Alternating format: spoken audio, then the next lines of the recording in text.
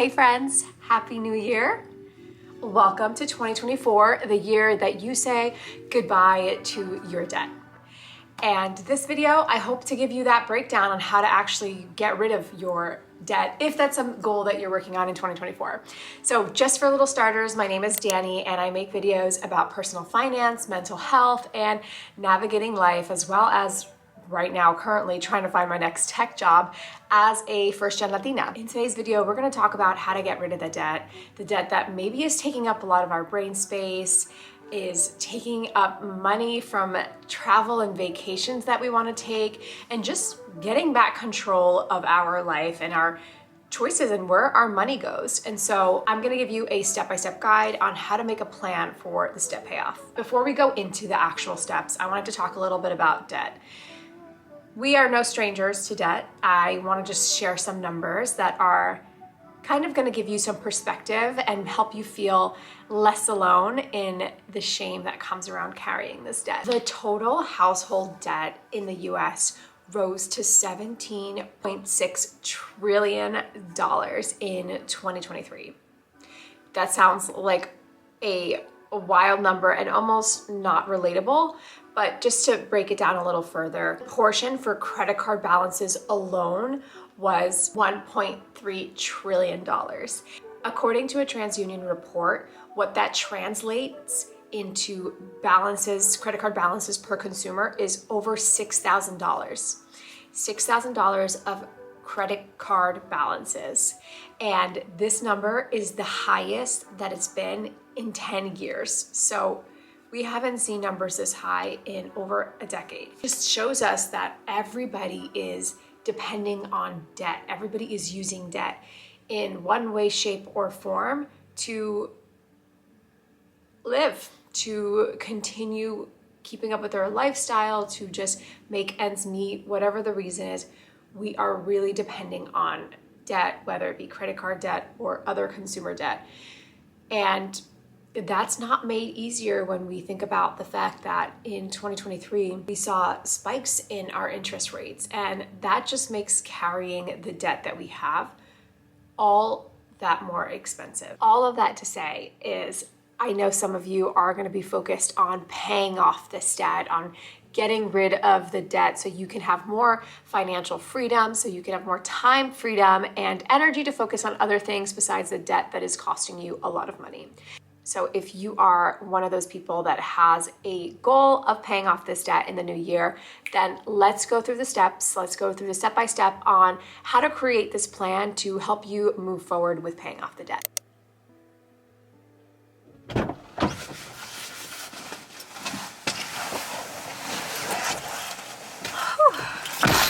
Step one. You need to know why you're doing this. In order to commit yourself to reducing your spending, increasing your income, making a plan and sticking to it, you need a clear reason for why this goal matters to you. Because it is not enough that somebody on the internet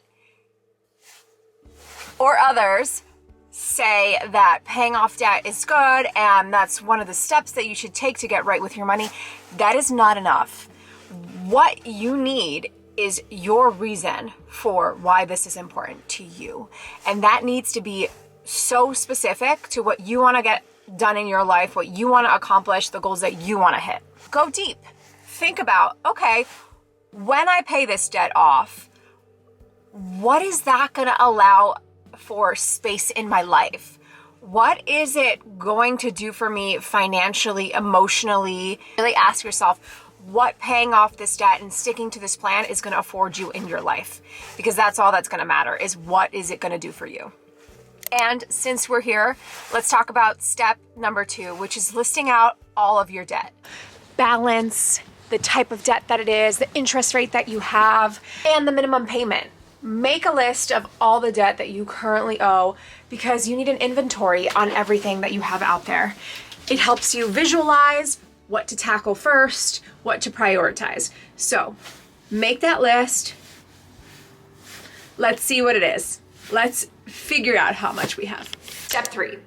I'm gonna need my computer for this one. We are setting automatic payments for just the minimum and calculating the cost of our debt when we are just paying the minimum payment, I should specify. And I know that setting automatic payments is a bit scary and sometimes feels like I can't set an automatic payment because I don't know if I'll have that money in my bank account when the minimum payment hits or when they withdraw it from my account. And so we are afraid to set automatic payments because we're afraid to have our accounts overdrawn. But what happens when we forget to make a payment? Maybe we don't have enough, or we just simply forget that it's coming up because we don't have it in our calendar and we're just busy with life, is that it hurts our credit score. It hurts our credit score so much. Making payments on time and payment history is 35% of what makes up our credit score. By itself, that's singular payment history is the biggest percentage. Everything else is 30 or less. And so payment history is really important in being able to keep up our good credit score, in being able to really get the benefits of everything that a good credit score provides. The other piece to it is not making payments on time, not making the minimum payment on time is more expensive. It results in late fees that range from $25 to $40 every time you're late. And so it's more expensive to be, unfortunately, somebody who cannot set up an automatic payment because it costs us more money to not be able to set up those automatic payments and then miss a payment than what it would probably actually cost us to think about how to maybe open up a separate checking account, a free online checking account, not something that's going to charge you $15 a month just to have it open, where you just use it for those minimum payments that are coming out. So think about how you can ensure that you have the money that you need so you don't have to fear being overdrawn when that minimum payment comes out. But the reason I wanted to have my computer on here is because I want to talk about that second piece, about the calculate how much the debt is costing you if you're just paying the minimums. I want to show you a calculator with Bankrate and kind of give you a picture of what it looks like when you're just paying off just the minimum. I just shared my screen. I am going to show you what you're paying if you're just paying the minimum forever on your credit card. Okay, so let's say you have a balance of $6,000. You have a credit card balance of $6,000 because according to TransUnion's report, that is kind of what the average consumer has in their credit card balance. And the interest rate is 18%, which honestly I think is low. I think some of my credit cards are even at 20. So let's do 18 and let's keep it at interest plus 1% of balance. So your minimum payment is $150. That's like the minimum that you would be required to pay. That is what we're setting the automatic payment for, the $150. So if we just continue paying the minimum and nothing else, it is going to take us 291 months. I don't even know how many years that is. Let me do a quick calculation. Let's see. 12. I'm sorry. What? It's going to take 24 years. It's going to take 24 years to get rid of your $6,000 credit card balance. And in that time, you would be paying $8,000 in interest. Yes, the $8,000 in interest is alarming because that's even more than the balance that you had accrued. But what scares me is this 24 years to get what? And this is why we do the exercise, right? We do it because we need to visualize just how predatory it is for credit card companies to just like give us the minimum and say like, that's just what you owe, and nothing else about it, right? But just paying the minimum is never gonna get us out of that debt. And so we need to do a little bit more. I still have gifts to wrap. We are headed to Colorado this week and perfect timing for Three Kings Day. So I'm gonna go ahead and get started on wrapping these while I go through step number 4, which is deciding on which method you are gonna use to pay off your debt and focusing on just one debt at a time.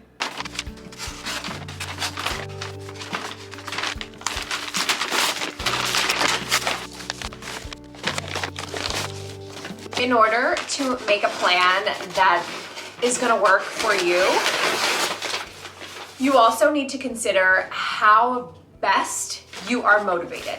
And so the different methods that exist for paying off your debt really tackle on the psychological aspect of debt payoff. So we've probably heard of the snowball and avalanche method, but let me go into those a bit further. With the snowball method, you are tackling the smallest debt first, prioritizing the small wins along the way, and picking up momentum when you see those debts disappear. You have two different debts, right? We listed them all out. You have one student loan debt that has a 3.5% interest rate. You owe $10,000 on it. Then you have credit card debt that is at an 18% interest rate. You owe $20,000 on it. If you're going with the snowball method, you're gonna choose the student loan debt to tackle first. Simply because the balance is smaller and able to see that disappear because it's an easier mountain, mountain of debt to climb. It gives you a psychological benefit in saying, I can do this. I can tackle the bigger ones because I've tackled the small ones. Whereas with the avalanche method, you tackle the debt with the highest interest rate first, prioritizing your most expensive debt. We just did the calculation on how much the debt is costing you. If we have a debt that's 18% and a debt that is 3.5%, clearly one is more expensive than the other. And in this case, we wouldn't prioritize the student loan debt because it's at a 3.5%, whereas the credit card debt is at an 18%. And even though, yes, the balance is higher, that interest rate is really the reason why we want to tackle it first. Because we realize that not tackling the expensive debt is just going to cost us more money over time. So the avalanche method is one that just makes more sense financially sometimes. But of course, money is a psychological thing. And so you need to really be mindful about what's going to motivate you and what's going to make you feel defeated.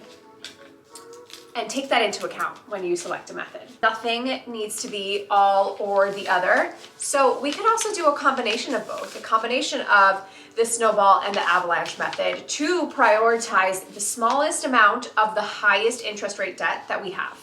So, in the case that we have more than two different debts that we owe, which one of the three of the four has a high interest rate and a smaller balance that might seem like something we might want to tackle. So let's say you had the student loan debt at $10,000 with a 3.5% interest rate. You had the credit card debt with a $20K balance and a 18% interest rate. Let's say you had a third credit card that was at a 20% interest rate with a balance of $5,000. You would tackle that one first because it has the highest interest rate, but still the lowest balance. So it doesn't need to be all one way, all the other way. You can find a method that works for you and you can mix and match, as I did. The reason why I say to focus on just one at a time is because when you focus on one specific debt, you can put more money towards that one debt instead of having less money go all over the place, right? So we already did the calculation of what happens when we pay our minimum. And so we don't want to be paying just the minimum. But for some time, if we're trying to focus on just one debt at a time to pay this off, we want to focus on just one debt to prioritize that so we can pay that one off first and have a goal of like, first I'm going to pay the student loan, then I'm going to pay the credit card. Then we should prioritize all the extra money towards that one debt that we decide we want to pay off and tackle first. Focus and what is another word for focus? Like being very set on which debt you want to tackle first, which debt you want to take over first, which debt you want to pay off first is important because you're not spreading out your money in all different places, giving it less of a impact or making it less impactful in getting paid off. I don't know if that made any sense, but basically what you want to do is you want to avoid spreading your money out too thin that it doesn't make an impact on your debt. Step number 5 is an important step. We cannot forget this step, but we need to pause on the debt. Stop. Stop taking on more debt. Stop using those credit cards. You know, this might be hard to do, but you really need to not just continue the cycle that you're on where you pay off debt, then you use debt, then you pay off debt, then you use it again, then you pay it off. And the way you do that is by strictly going cash. And I don't mean that you need to withdraw your money from your checking account, but I just mean like use your debit card. Use your debit card instead of using that credit card that you're so accustomed to. Because what happens when we use our debit card, we see money go down, and that impacts us. We feel the pain of that. But a credit card and swiping a credit card, the number's going up. So in our brains, we're like, oh, I don't owe that money. I just have that money. I don't know, don't ask me why, but for me at least, it is more painful for me to use my debit card than it is to use my credit card. So stop using the credit cards. Do what you need to do to make sure that you're not tempted to use them to swipe, because it's so easy when we have things saved on our computers, when we have it in our wallet, when it's our go-to method of payment. So can we clear our computer from any saved credit card information? Can we throw our credit cards into, I don't know, the refrigerator and just leave them frozen there in time until we can establish a great budgeting method? So those are the steps for creating a debt payoff plan for 2024. I am going to share a video next week on how I'm budgeting right now, being unemployed. So if you liked this video, if you're interested in more personal finance, lifestyle content, and trying to get a tech job again from the first gen perspective, then please subscribe to my channel, hit that like button. It really helps so much. I feel like I need to start saying this in the beginning of the video, but please support this channel by doing one of those two. And I will see you all next week. Let's tackle our debt. Let's get in control of our money, because it's expensive. It's expensive to be in debt, and it's stopping us from living the life that we want to live. So let's get to it.